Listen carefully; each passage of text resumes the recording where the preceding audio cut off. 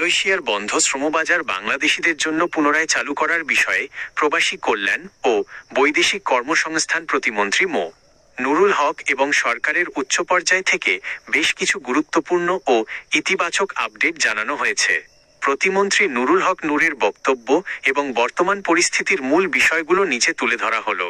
প্রধানমন্ত্রীর মালয়েশিয়া সফর ও নতুন সম্ভাবনা।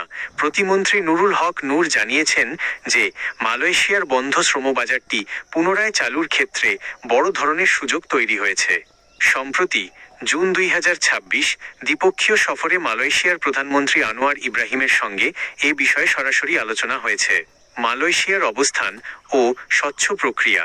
মালয়েশিয়ার প্রধানমন্ত্রী আনোয়ার ইব্রাহিম জানিয়েছেন যে তাদের দেশে শ্রমিক প্রয়োজন, তবে নিয়োগ প্রক্রিয়াকে সম্পূর্ণ স্বচ্ছ, ন্যায্য ও মধ্যস্বত্বভোগী বা সিন্ডিকেটের দৌরাত্ম্যমুক্ত করতে হবে।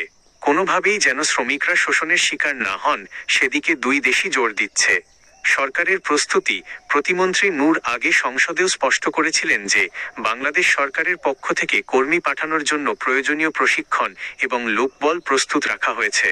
মালয়েশিয়া সরকারের চূড়ান্ত সবুজ সংকেত বা আনুষ্ঠানিক সিদ্ধান্ত পেলেই দেশটিতে নতুন করে কর্মী পাঠানো শুরু হবে। সিন্ডিকেট ভাঙার তাগিদ। দেশের ভেতরেও এই বাজারটি নিয়ে আলোচনা চলছে। সম্প্রতি জাতীয় সংসদেও মালয়েশিয়া গমনেচ্ছু কর্মীদের অতিরিক্ত অভিবাসন ব্যয় কমাতে অতীতের সব সিন্ডিকেট ভেঙে মাত্র সরকারি নির্ধারিত খরচে, যেমন 85,000 টাকায় কর্মী পাঠানোর ব্যবস্থা করার জোর দাবি উঠেছে। সারও কথা, মালয়েশিয়ার দরজা খোলার ব্যাপারে সরকার সর্বোচ্চ কূটনৈতিক তৎপরতা চালাচ্ছে এবং আলোচনা অত্যন্ত ইতিবাচক। তবে মালয়েশিয়া সরকার তাদের অভ্যন্তরীণ যাচাই বাছাই ও পদ্ধতিগত সংস্কার শেষ করে চূড়ান্ত তারিখ ঘোষণা করলেই আনুষ্ঠানিকভাবে কর্মী যাওয়া শুরু হবে।